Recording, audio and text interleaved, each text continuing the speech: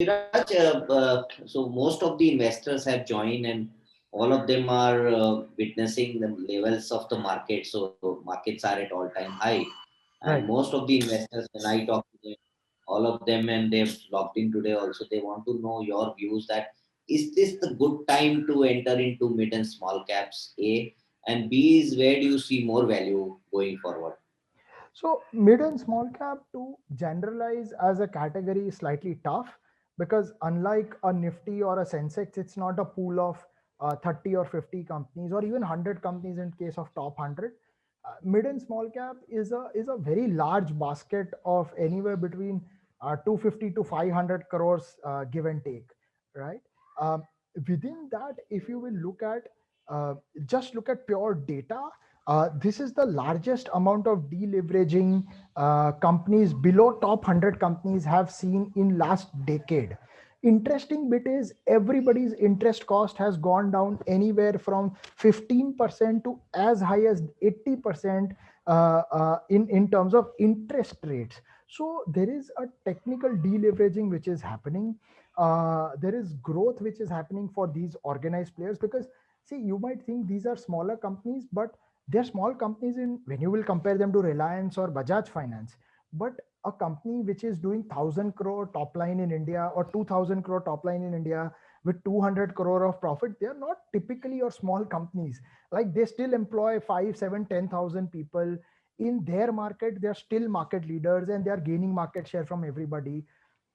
I think if we believe, and I certainly do believe that this is the start of a good growth cycle for us as a country, then the largest beneficiaries of those will be mid and small cap companies. See, what happens is when your growth truncates to 4% or 3% or 4.5%, the larger company still grows at a similar pace that they were growing in the past. The sufferers are the unorganized sectors, the MSMEs, and the smaller companies. But the larger the growth pie becomes, the larger benefit happens to somebody who's slightly lower rung down the order, and who has to fight slightly less for the business.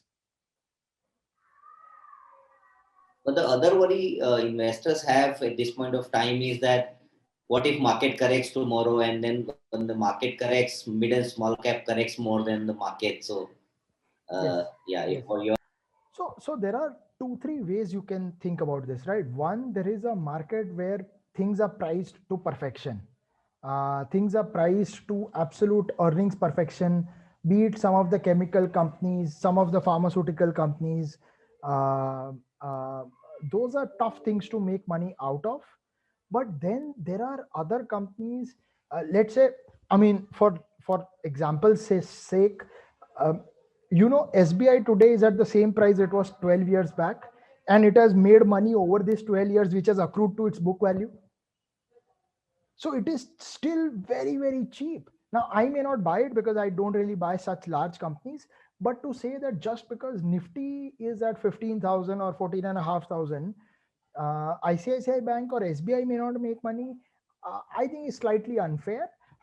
Probably, things which are expensive today, be it your consumers, your staples, your some of retail, large retailers, some of these might not make money. But that doesn't mean that um, everybody will not make money. So let's say even at an index level, small cap even today, in dollar terms, is below its 2008 peak. 12 years have gone by and we are still below our dollar 2008 peak. What does it tell you about the sheer undervaluation that exists in these sectors? You look at 25-year history, right? You look at every year the number of companies which have doubled. Every year minimum 50 to 100 companies double.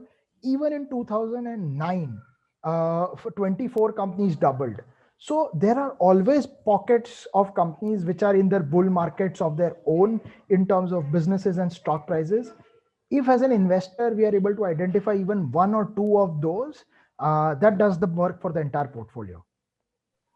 but Viras, there are two school of thoughts. So one says that big becomes bigger, and the other one is India is a country where you get a lot of businesses like company like Relaxo, which is one of the largest food mega, this company, Leather Company, and they are today even small cap. Look at Garware Technicals, for example. They are, Yeah, we own. yeah, you own one. So again, big does become bigger. It has inherent advantages, but these are not small companies. Garware Technical is the largest manufacturer, has 50% market share in shipping ropes in this country.